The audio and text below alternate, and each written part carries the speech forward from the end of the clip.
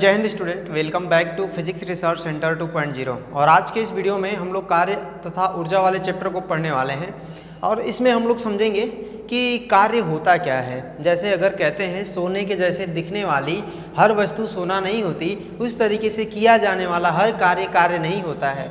विज्ञान की भाषा में कार्य को हम अलग तरीके से परिभाषित करते हैं तथा उसे अलग तरीके से समझते हैं, लेकिन दैनिक जीवन में हम बहुत सारे कार्य को, बहुत सारे एक्शंस को हम कार्य कहते हैं कि हमने कार्य किया है। जैसे अगर मैं बात करता हूँ कि मैं कह दूँ इस दीवार को धकेलने के लिए, ये पीछे जो बोर्ड है मैं इसे धकेलने के लिए कह दूँ तो आप इसे धकेलते हो। धकेलने के बाद क्या होगा, आप धकेलते धकेलते थक जाओगे, ये अपने जगह का जगह पड़ा रहेगा। लेकिन विज्ञान की भाषा में इसे समझें तो विज्ञान कहता है आपने तो कोई भी कार्य नहीं किया। उस तरीके से देखा जाता है तो कार्य होता क्या चीज़ है। जैसे कि बात करेंगे, आप अपने सर पर एक अगर बोझ लिए हुए हैं, बोझ लेकर के अगर आप खड़े हैं, कुछ समय बाद थक जाएंगे, लेकिन विज्ञान से पूछेंगे क्या मैंने कार्य किया, तो विज्ञान का एक ही जवाब होगा नहीं। तो विज्ञान कब कहेगा कि आपने कुछ कार्य किया है, आइए इस स्थितियों पर विचार करते हैं और अपने इस कार्य की अवधारणा को समझते हैं और समझने का प्रयत्न करते हैं। सबसे पहले हम बात करते हैं कार्य। तो विज्ञान की अवधारणा के हिसाब से देखेंगे तो कार्य क्या होता है। जैसे कि कार्य के लिए दो आवश्यक चीज़ें होनी चाहिए। जैसे पहली बात हम ये कहेंगे कि अगर कोई व्यक्ति है, कोई एक ठेला गाड़ी को खींच करके लेके जा रहा है, कोई मजदूर है या फिर कोई भी व्यक्ति है, किसी वस्तु को खींच करके ले जा रहा है। अब वो जब खींच करके ले जा रहा है तो दो चीज़ें होंगी। पहला कि जब वो खींच रहा है तो बल लग रहा है, और दूसरी जो चीज़ है, खींचने पर अगर बल लग रहा है और खींच करके जब वो ले जा रहा है तो कुछ न कुछ दूरी तय करता है। सिंपली भाषा में हम उसकी मिनिमम दूरी को, न्यूनतम दूरी को बोलेंगे, और वो जो न्यूनतम दूरी होती है वो क्या होता है, विस्थापन। तो ये बात आपको समझ में आई होगी कि अगर कोई वस्तु, कोई व्यक्ति अगर किसी ठेला गाड़ी को खींच करके ले जाता है तो उसके पास दो कंडीशन मिलती हैं। कौन सी? वो व्यक्ति बल लगा रहा है, दूसरा जब बल लगा रहा है तो वस्तु में विस्थापन हो रहा है। अगर अब विज्ञान से पूछते हैं क्या यह व्यक्ति कार्य किया, तो विज्ञान का एक जवाब आता है हाँ, इसने कार्य किया है।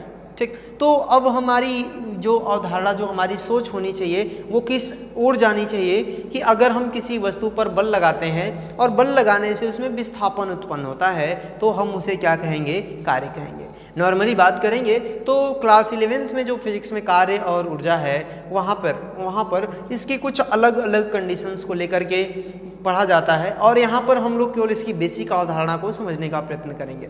तो चलिए हम लोग इसे इरेज करते हैं और सबसे पहले हम आपको कार्य की डिफिनेशन लिखते हैं। कार्य क्या होगा, ठीक ना। यहाँ पर मैं लिखता हूँ कार्य यानी कि वर्क। तो अगर मैं कार्य वर्क की बात करूंगा तो कार्य के लिए हमारे पास कितनी चीज़ें होनी चाहिए, दो चीज़ें होनी चाहिए। क्या? एक बल होना चाहिए, दूसरा क्या होना चाहिए, विस्थापन होना चाहिए।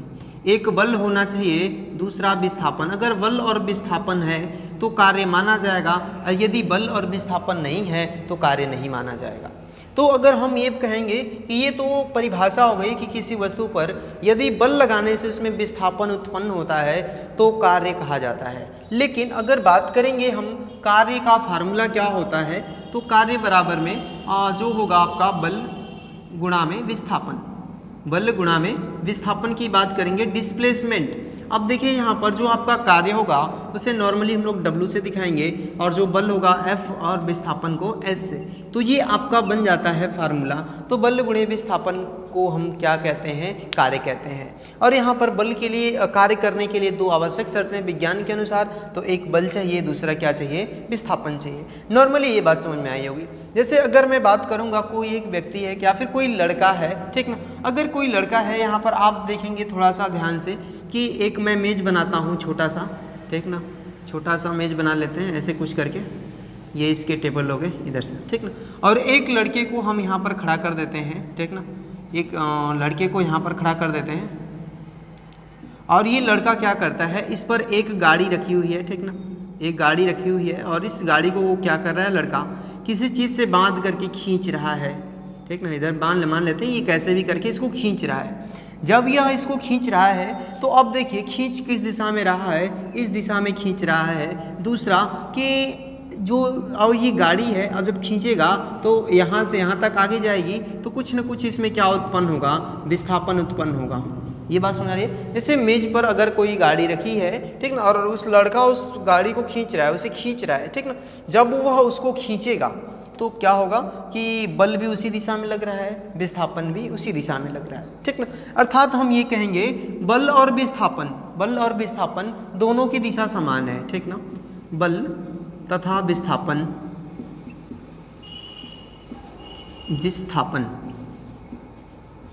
ठीक ना, दोनों की दिशा क्या है, समान है। अगर जब दोनों की दिशा समान है तो किया गया जो कार्य होता है वैसे कार्य को हम लोग नाम देते हैं धनात्मक कार्य।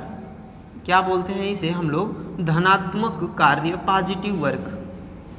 कब धनात्मक कार्य होगा, जब बल और विस्थापन दोनों की दिशा समान होगी, ठीक ना। जैसे बल भी इस दिशा में लग रहा हो, विस्थापन भी इसी दिशा में हो रहा हो, तो कार्य कैसा होगा, धनात्मक होगा, पॉजिटिव वर्क होगा, ठीक। दूसरी एक और हम लोग बात करते हैं, मान के चलिए कोई एक गाड़ी है जो नियत वेग से जा रही है, अगर उसके सामने हम कोई एक अवमंदन लगा देते हैं, कुछ ऐसा चीज़ रख देते हैं जो उसकी गति को धीमा करने का प्रयत्न करे, ठीक ना। जब धीमा करने का प्रयत्न करेगा तो वहाँ पर क्या होगा कि जब अगर गाड़ी इस दिशा में आगे बढ़ रही है, मान चलिए एक गाड़ी मान लेते हैं कुछ इस तरीके से, ये इस दिशा में आगे बढ़ रही है, अगर हम उसके आगे कोई एक अवरोधक रख देते हैं तो गाड़ी की जो गति होगी वो क्या होगी, धीमी होना शुरू होगी। जैसे या फिर हम जब इस पर ब्रेक लगाएंगे तो जो ब्रेक लगता है इसकी गति के विपरीत दिशा में लगता है, यानी कि बल विपरीत दिशा में लगेगा, ठीक ना। तो जब बल विपरीत दिशा में होगा तो वहाँ पर जो दूरी होगी वो अवमंदन दूरी कही जाती है। अवमंदन दूरी का मतलब ये होता है कि कार, अगर मान चलिए कार जा रही है, अगर उस पर हम ब्रेक लगा देते हैं तो ब्रेक लगाने के बाद जो कार्य दूरी तय करती है उस दूरी को अवमंदन दूरी कहते हैं। इस अवस्था में जो विस्थापन होता है वो आपका ऋणात्मक हो जाता है, और जब विस्थापन ऋणात्मक होगा तो W बराबर में क्या बनेगा, F गुणा में माइनस S। तो यहाँ पर कितना आ जाएगा, माइनस F गुणा में S। ये आपका फार्मूला आ जाएगा, ये आपका फार्मूला आ गया। तो अब हम ये कहेंगे कि ये जो किया गया कार्य होगा, ठीक ना, यहाँ पर जो किया गया कार्य होगा वो कैसा होगा, ऋणात्मक कार्य होगा, ऋणात्मक कार्य होगा। कब ऋणात्मक कार्य होगा, जब बल और विस्थापन दोनों की दिशा क्या होगी, अलग अलग होगी। दिशा कैसी होगी, अलग अलग होगी, ठीक ना। ये आगे लिख देते हैं, दिशा अलग अलग होगी तो किया गया कार्य कैसा होगा, ऋणात्मक होगा। ये बात आपको समझ में आ गई होगी कि ऋणात्मक कार्य कब होगा, धनात्मक कार्य कब होगा। इतनी बात तो हम लोग समझ लिए। थोड़ा सा अब और भी आगे चलते हैं, ठीक ना। जब थोड़ा सा और भी आगे चलते हैं तो हम लोग एक और चीज़ को समझेंगे, इसको हम इरेज कर देते हैं, ठीक। आपको एक और चीज़ मैं थोड़ा सा बताना चाहूँगा, ज़्यादा नहीं बताऊँगा, ठीक ना, थोड़ा सा बताना चाहूँगा, फिर उसके बाद मैं इसे क्लियर करूँगा, क्योंकि ये जो टॉपिक है वो आपका उसको हम लोग 11th में पढ़ते हैं, ठीक ना। जैसे अगर बात करेंगे कि एक कोई ये वस्तु है, ठीक ना, एक कोई ये वस्तु है, अगर इस वस्तु को कोई व्यक्ति है जो थीटा एंगल पर खींच रहा हो, ठीक ना, थीटा एंगल पर खींच रहा हो और इसमें जो विस्थापन हो रहा हो वो इस दिशा में हो रहा हो, ठीक ना। यानी बल और विस्थापन दोनों, देखिए दिशा थोड़ी सी अलग है लेकिन ये थीटा कोण पर होंगे। किस कोण पर होंगे, थीटा कोण पर। जैसे मान के चलिए आपके पास ये सूटकेस वाला बैग है, ठीक ना। सूटकेस वाले बैग को क्या करते हैं कि ऐसे उसका हैंडल पकड़ करके ऐसे खींच करके लेके जाते हैं। खींच करके जब उसको लेकर के जाते हैं तो वहाँ पर क्या होता है, ये बल तो ऐसे अपवार्ड डायरेक्शन में ऐसे ऊपर की तरफ लग रहा होता है, लेकिन उसका जो दूसरा सिरा होता है वो रगड़ते हुए जाता है, यानी विस्थापन क्षैतिज होता है। उस अवस्था में ये कोण जो बनता है वो थीटा एंगल बनता है। जब थीटा एंगल बनता है तो अगर इसको हम लोग इससे मिला देते हैं तो ये परपेंडिकुलर 90 डिग्री बनता है, और इसके सामने की भुजा जो होती है वो कर्ण कहलाती है, ठीक ना। ये भुजा आपकी लंब कही जाएगी और ये भुजा आधार कही जाएगी। इतना चीज़ें आपको जानी नहीं है, अगर नहीं भी याद रखते हैं कोई दिक्कत नहीं है, बस कॉर्नर में समझ लीजिए, ठीक। अब देखिए, अब बात ये आती है कि आपको संबंध किस में चाहिए, बल और विस्थापन में चाहिए। तो आपके पास एक सिंपल सा एक मैं त्रिकोणमिति का फार्मूला बता देता हूँ, बस केवल फार्मूला बताता हूँ, क्योंकि वो चीज़ें आप आगे अध्ययन करेंगे, ठीक है। क्योंकि अभी आपके सिलेबस में त्रिकोणमिति है नहीं तो समझने में कठिनाई होगी, ठीक। तो सबसे पहले अगर मैं बात करूँगा, कॉस थीटा का जो वैल्यू ज्ञात करते हैं वो होता है आधार बटा में कर्ण। अगर ये थीटा है तो सामने की भुजा लंब, ठीक। अगर ये थीटा होगा तो ये भुजा लंब, ठीक। अब समझिए तो ये थीटा है तो ये लंब ये है, आधार ये है, कर्ण। तो कॉस थीटा का जो वैल्यू होता है वो आधार बटा में कर्ण होता है। वो कितना होता है, आधार बटा में कर्ण होता है, ठीक। जब आधार बटा में कर्ण तो ये आधार मिल गया, ये कर्ण, यानी विस्थापन और बल में संबंध मिल गया, ठीक। जब संबंध मिल गया तो कार्य बराबर W बराबर में यहाँ से आता है F S cos theta, F S cos theta. ठीक ना। ये आपका फार्मूला cos थीटा जो होगा वो आपका एंगल होगा, कोण होगा। कौन सा कोण होगा? अब जितने कोण पर खींचा जाएगा। एक प्रश्न पूछा जाता है, बहुत नॉर्मल सा प्रश्न है कि कोई कुली है और एक वस्तु को या फिर किसी सामान को अपने सर पर रख करके प्लेटफार्म पर क्षैतिज दिशा में आगे बढ़ता है। प्लेटफार्म पर जब वो क्षैतिज दिशा में आगे बढ़ता है तो उसके द्वारा किया गया कार्य कितना होगा, तो ये बात आती है। अब देखिए यहाँ पर थोड़ा सा चीज़ समझेंगे आप कि वो जो वस्तु को लिया है अपने सर पर ढो करके ले जा रहा है और क्षैतिज दिशा में बढ़ रहा है, यानी विस्थापन उसका क्षैतिज हो रहा है और जो बोझ रखा हुआ है उसके सर पर है, यानी कि दोनों के बीच में 90 डिग्री एंगल बन रहा है। ठीक ना। अगर कुली के सर पर ये बोझ है, मान लेते हैं ये कुली है, ठीक ना, कुली के सर पर ये बोझ है और कुली जो है आगे की दिशा में जा रहा है। जब ये आगे की दिशा में जा रहा है उस टाइम पर देखेंगे ये 90 डिग्री एंगल बनता है तो cos 90 डिग्री हो जाता है और cos 90 डिग्री की जो वैल्यू होती है 0 होती है। ठीक, अगर 0 होती है तो इस अवस्था में हम ये कहेंगे किया गया कार्य क्या होता है, ऋणात्मक होता है, शून्य होता है। ठीक ना। तो आपको उस प्रश्न का सीधे तौर पर जवाब यही होगा कि अगर कोई कुली है अपने सर पर बोझ लेकर प्लेटफार्म पर क्षैतिज दिशा में आगे चल रहा है तो उसके द्वारा किया गया कार्य क्या होता है, शून्य होता है। लेकिन वही कुली को अगर कहें कि तुम भाई सामान लेकर के पहाड़ पर चढ़ो, ठीक, अगर पहाड़ पर चढ़ो तो किया गया कार्य कितना होगा, तो ध्यान से समझेंगे। जब वो पहाड़ पर चढ़ेगा, जैसे मान के चलिए कि ये हम कोई पहाड़ बना देते हैं, ठीक, कोई पहाड़ बना देते हैं और कुली को कहें कि अब आप चढ़ो इस पर, ठीक ना। तो अब देखिए जब ये चढ़ेगा इस पर तो जो इसका विस्थापन होगा बोझ को लेकर के, ठीक ना, ऐसे बोझ को पकड़ लिया वो, अब बोझ को लेकर के जब वो आगे बढ़ता है आप एक चीज़ समझेंगे, अब उसका विस्थापन क्षैतिज नहीं रह गया, अब उसका विस्थापन इधर ऊपर की डायरेक्शन में है, ठीक ना। तो अब यहाँ पर जो किया गया कार्य होगा इसका कुछ न कुछ वैल्यू होगा, कुछ न कुछ मान होगा।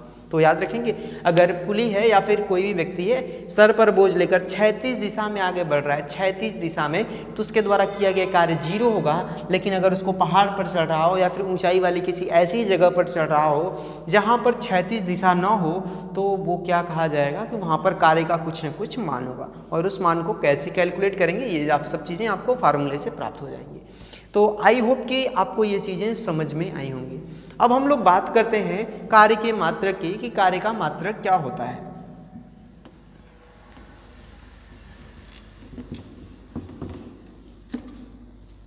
देखिए, अगर यहाँ से हम लोग इसके मात्रक की बात करेंगे, यूनिट की बात करेंगे, तो यूनिट क्या होगी आप देखिए ध्यान से। बल का जो मात्रक होता है वो क्या हो जाएगा आपका न्यूटन, और विस्थापन का एसआई पद्धति का जो मात्रक होता है वो क्या होता है मीटर। तो इसका फार्मूला क्या बन जाएगा, न्यूटन मीटर, ठीक, न्यूटन मीटर। या फिर इसी को हम लोग बोलते हैं जूल। जूल एक वैज्ञानिक थे, उन्हीं के नाम पर रखा गया है क्योंकि जूल ने ऊर्जा संरक्षण का नियम दिया था। ये ऊर्जा संरक्षण का नियम क्या होता है इसे हम डिस्कस करेंगे, लेकिन थोड़ी सी आगे पढ़ने के बाद, यहाँ पर थोड़ा सा पढ़ने के बाद चलेंगे, ठीक ना। अब देखिए ये तो मात्रक हो गया। कौन सी पद्धति है ये, एसआई पद्धति, system of international D units, system of international D units. SI पद्धति में कार्य का मात्रक क्या आया आपका, जूल आया, ठीक। अब यहाँ पर आप एक चीज़ समझेंगे कि एक जूल कार्य किसे कहते हैं, ठीक, एक जूल कार्य किसे कहते हैं, एक जूल कार्य क्या होता है। अब हमें आप एक बात बताइए, W का मान 1 कब आएगा, W का मान 1 कब आएगा, जब बल F बराबर में 1 न्यूटन रखेंगे और विस्थापन भी कितना होना चाहिए, 1 मीटर होना चाहिए। तो हम ये कहेंगे किसी वस्तु पर अगर 1 न्यूटन बल लगाने से उसमें 1 मीटर का विस्थापन उत्पन्न होता है तो किया गया कार्य 1 जूल कहलाता है। जैसे अगर आप ये दोनों वैल्यू इसमें रख देंगे तो W बराबर में कितना मिलेगा, 1 मिलेगा, और आपको पता है कार्य का मात्रक क्या होता है, जूल। तो अब हमें ये बताइए, क्या आप परिभाषा खुद से नहीं बना सकते, खुद से तो परिभाषा बना सकते हैं ना, कि अगर किसी वस्तु पर 1 न्यूटन का बल लगाने से उसमें 1 मीटर का विस्थापन उत्पन्न होता है तो उसके द्वारा किया गया कार्य 1 जूल होता है। ये बात समझ में आ गई होगी। अब चलो, ये बात अगर आपको समझ में आ गई, आपके भेजे में घुस गई हो, थोड़ा सा हम लोग और भी आगे बढ़ते हैं। और आगे बढ़ने का मतलब, ये जो कार्य का मात्रक जूल, एक कौन सी पद्धति है, एसआई पद्धति है, अंतर्राष्ट्रीय पद्धति, ठीक। अगर हम बात करेंगे कार्य के सीजीएस पद्धति में मात्रक, क्योंकि ये पूछ लिया जाता है आपसे, कार्य का सीजीएस पद्धति में मात्रक, सीजीएस पद्धति में मात्रक, ठीक ना। अगर सीजीएस पद्धति में मात्रक की हम लोग बात करेंगे तो कितना मात्रक होगा, ठीक ना। अब देखिए सीजीएस पद्धति में आपको एक बात बताते चलें, सी का मतलब क्या होता है, सेंटीमीटर होता है, सी का मतलब सेंटीमीटर होता है, जी का मतलब क्या होता है, ग्राम होता है, और एस का मतलब क्या होता है, सेकंड होता है, ठीक ना। यानी कि जो आपका दूरी होता है उसको सेंटीमीटर में मापते हैं, द्रव्यमान को ग्राम में मापते हैं, समय को सेकंड में मापते हैं। तो इस न्यूटन और मीटर के अंदर जितने भी आपके ये तीनों वैल्यू आएंगे सब हम इसको सेंटीमीटर, ग्राम और सेकंड में बदल देंगे, ठीक। चलिए बदल कर देखते हैं। तो यहाँ पर आपका क्या है, न्यूटन मीटर। यहाँ पर पहले हम लिखते हैं कि 1 जूल बराबर, ठीक ना, 1 जूल बराबर, स्पेलिंग गलत लिख दिए, JOULE, ठीक। 1 जूल बराबर में 1 न्यूटन मीटर, 1 न्यूटन मीटर, इतना वैल्यू आपको पता चलिए। अब बताइए जो न्यूटन होता है वो किसके बना होता है, आपको फार्मूला अगर याद हो, न्यूटन के गति विषयक द्वितीय नियम में F बराबर में ma, तो ma जो वैल्यू मिलता है वो किसका मिलता है, ये m किलोग्राम होता है, और ये जो त्वरण होता है वो मीटर प्रति सेकंड स्क्वायर। तो सीधे बल का जो मात्रक किग्रा मीटर प्रति सेकंड स्क्वायर मिला, और हम उसको यहाँ पर रख लेंगे तो ये कितना हो जाएगा, 1 किग्रा मीटर स्क्वायर प्रति सेकंड का स्क्वायर, सॉरी मीटर स्क्वायर नहीं है, मीटर प्रति सेकंड स्क्वायर, और यहाँ पर 1 मीटर और भी है। अब इस मीटर और मीटर का गुणा हो जाएगा तो क्या हो जाएगा आपका 1 किलोग्राम मीटर का वर्ग और 98 सेकंड का स्क्वायर। अब ये हमारा बहुत ही आसान हो गया है, ठीक है, ये मीटर का स्क्वायर। अब ये हमारा बहुत ही आसान हो गया है। अब करना क्या है, आप किलोग्राम को ग्राम में बदल लीजिए और मीटर को सेंटीमीटर में बदल लीजिए, क्योंकि सेकंड तो वैसे ही रहेगा उसमें भी। तो 1 किलोग्राम में जो होता है, 1 किलोग्राम में यहाँ पर लिख दें, चूँकि 1 किलोग्राम बराबर में कितना होता है, 1 किलोग्राम बराबर 1000 ग्राम, और यहाँ पर 1 मीटर बराबर में कितना होता है, 100 सेंटीमीटर। तो अगर ये वैल्यू हम लोग रखेंगे तो यहाँ पर हमें क्या मिलने वाला है, 1000, आगे हाँ 1000, 1 गुणा 1000 गुणा में जो मीटर होगा उसको सेंटीमीटर में बदलेंगे तो 100 का स्क्वायर हो जाएगा। यहाँ पर आपका ग्राम आएगा, सेंटीमीटर का स्क्वायर आएगा, बटा में क्या आएगा आपका सेकंड का स्क्वायर आएगा, ठीक ना। सीधे ऐसे स्क्वायर ऐसे लिख देते हैं। अब देखिए यहाँ पर कितना हो जाएगा, 3, ये 10 की घात में 3 हो जाएगा 1000, और ये 100 की घात में 2 है, यानी कि 10 पर 4 जीरो आएगा, तो कितना हो जाएगा, 3 और 4 7, तो सीधे 10 की घात में 7, ये आपका ग्राम सेंटीमीटर प्रति सेकंड का स्क्वायर, ठीक ना, ग्राम सेंटीमीटर स्क्वायर प्रति सेकंड का स्क्वायर, ये आया 1 जूल के बराबर, ठीक। अब देखिए जब ये 1 जूल के बराबर आया तो ये जो आपका ग्राम सेंटीमीटर स्क्वायर प्रति सेकंड स्क्वायर है, इसे हम लोग बोलते हैं अर्ग, तो ये हो जाएगा 10 की घात में 7 अर्ग। तो बताइए हमारे पास सिंपल सा यूनिट मिला क्या, 1 जूल बराबर में 10 की घात में 7 अर्ग, 1 जूल बराबर में 10 की घात में 7 अर्ग, ये वैल्यू मिला, ठीक ना। ये किसका वैल्यू है, कार्य का, ठीक ना, ये कार्य का है। मतलब 1 जूल, अगर एसआई पद्धति में कोई कार्य 1 जूल होगा तो वो सीजीएस पद्धति में 10 की घात में 7 अर्ग होगा, ठीक ना। ये वैल्यू और ये तरीका आपको समझ में आया होगा। तो नाउ अगर हम लोग समझने की आगे बात करेंगे तो ये रहा आपका कार्य, ठीक ना। कार्य कितना कैसे होगा, क्या क्या उसके सिस्टम, क्या पद्धतियाँ होंगी। एक्चुअली बात करेंगे तो आपको इस चैप्टर में 3 चीज़ें महत्वपूर्ण तरीके से पढ़नी होती है। एक कार्य, दूसरा कार्य करने की क्षमता, तीसरा कार्य करने की दर, ठीक ना। जैसे बात करेंगे कार्य जो होता है, मैंने आपको कार्य के बारे में बता दिया।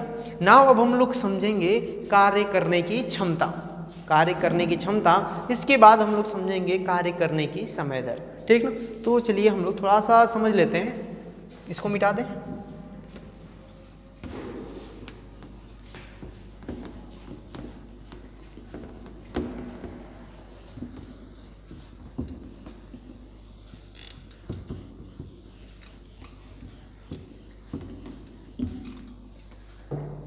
तो यहाँ पर यदि हम लोग बात करते हैं ऊर्जा की, ठीक ना, किसकी बात करते हैं, ऊर्जा।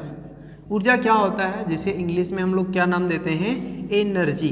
तो सीधे आपको मैं बता दूं कि मैं आपको कार्य समझा दिया, अब हम लोगों को समझना है कार्य करने की क्षमता, कार्य करने की क्षमता, कार्य करने की क्षमता, ठीक ना। अब ये जो कार्य करने की क्षमता होती है वही आपकी ऊर्जा कही जाती है। तो ये जो तीनों टॉपिक आपका होने वाला है इस चैप्टर में, कार्य करने की क्षमता और कार्य करने की समय दर, ये तीनों आपका वर्क, ठीक ना, कार्य पर ही डिपेंड है। अगर ये तीनों कार्य पर डिपेंड है तो हम लोग यहाँ पर इस टर्म को समझते हैं ऊर्जा, एनर्जी क्या होती है। तो किसी वस्तु में जो कार्य करने की क्षमता होती है उसे हम लोग क्या बोलते हैं, ऊर्जा बोलते हैं। जैसे अगर मैं बोल पा रहा हूँ, मेरे अंदर एनर्जी है, ठीक ना, तो क्या होगा कि अर्थात मेरे अंदर भी ऊर्जा है, ठीक। अगर नॉर्मली अगर मैं बात करूँगा कि मैं दौड़ पा रहा हूँ, ठीक ना, तो वो अपनी ऊर्जा के कारण दौड़ पा रहा हूँ। अगर मैं दौड़ते दौड़ते थक जाता हूँ, इसका अर्थ ये होता है कि मेरे अंदर की जो ऊर्जा है वो समाप्त हो चुकी है, ठीक ना, अर्थात वो किसी दूसरे रूप में परिवर्तित हो चुकी है।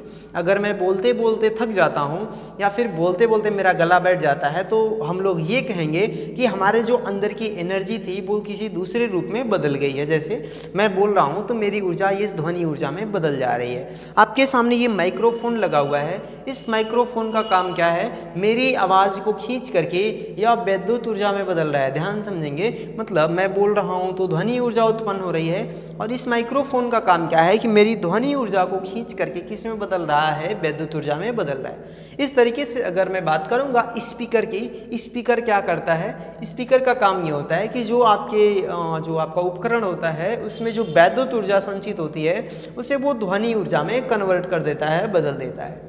इस तरीके से अगर हम लोग देखेंगे तो ऊर्जा को न तो नष्ट कर सकते हैं और ना ही उत्पन्न कर सकते हैं, इसे केवल एक रूप से दूसरे रूप में बदल सकते हैं। जैसे अगर मैं एग्जाम्पल के तौर पर बात करूंगा तो कोई अगर सूर्य से बात कर लेते हैं नॉर्मली तरीके से कि पृथ्वी पर जो ऊर्जा का असीमित भंडार है, जो अक्षय भंडार है, वो सूर्य है। सूर्य से ऊर्जा आती है, तो क्या सूर्य से ऊर्जा का हम सीधे उपयोग कर पाते हैं? ऐसा बिल्कुल नहीं है।